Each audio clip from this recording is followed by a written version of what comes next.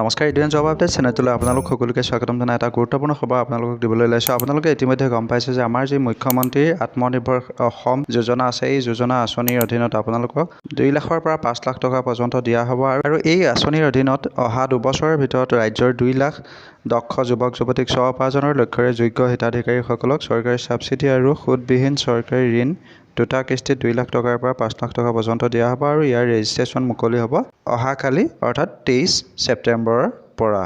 আৰু এই আঁচনিৰ যি ধন আছে, এই ধন লাভ কৰিবলৈ আপুনি কিছু চৰ্ত পূৰণ কৰিব লাগিব। এই চৰ্তসমূহ হৈছে আপুনি অসমৰ স্থায়ী বাসিন্দা হোৱাৰ লগতে আপোনাৰ বয়স 18ৰ পৰা 45 বছৰৰ ভিতৰত হ'ব লাগিব। শিক্ষাগত অৰ্হতা মিনিমাম 10 পাছ হ'ব লাগিব। উপাৰ্জন সৃষ্টিকাৰী কাৰ্যকলাপ যেনে ITI, ডিপ্ল'মা ইত্যাদিৰ বাবে প্ৰয়োজনীয় দক্ষতা জ্ঞান আদি থাকিব লাগিব।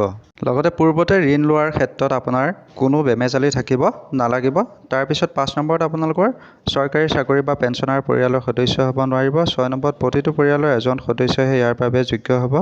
আৰু 7 নম্বৰ আপোনালোকৰ আছে 23 চনৰ 31 এপ্ৰিলৰ আগতে এমপ্লয়মেণ্ট এক্সচেঞ্জত আপোনালোকে পঞ্জীয়ন কৰা হ'ব লাগিব।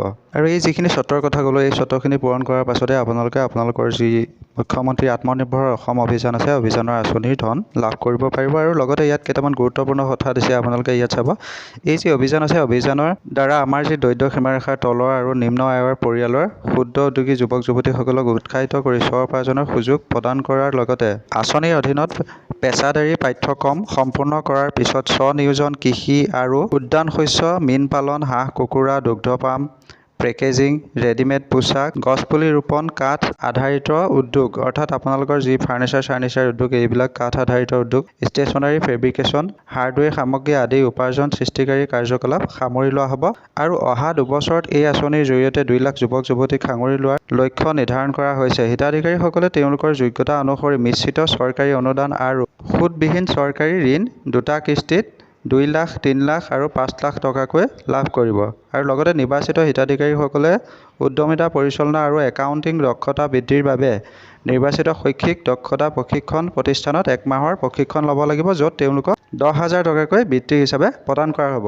অৰ্থাৎ আপোনালোকৰ এই যোগ্যতাখিনি থকাৰ উপৰিও আপোনালোকক কিছু ট্ৰেইনিং দিয়া হ'ব। আৰু এই ট্ৰেইনিং যি আছে, ট্ৰেইনিঙত আপোনালোকক 10,000 টকাকৈ দিয়া হ'ব।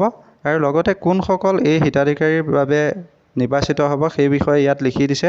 আপোনালোকৰ চৰ্তখিনি পূৰণ কৰাৰ লগতে আপোনালোকে উপাৰ্জন সৃষ্টিকাৰী যি কাৰ্যকলাপ আছে, কাৰ্যকলাপত সামৰি লোৱা যিখিনি ইয়াত আপোনালোকক আমি ইতিমধ্যে কৈ গ'লোঁ, সেইখিনি ভিতৰত আপোনালোকে পৰিব লাগিব। আৰু লগতে আপোনালোকক 1 মাহৰ যি ট্ৰেইনিং দিয়া হ'ব, এই ট্ৰেইনিং কৰিব লাগিব, তেতিয়া আপোনালোকে এই ধনৰাশি পাবলৈ সক্ষম হ'ব।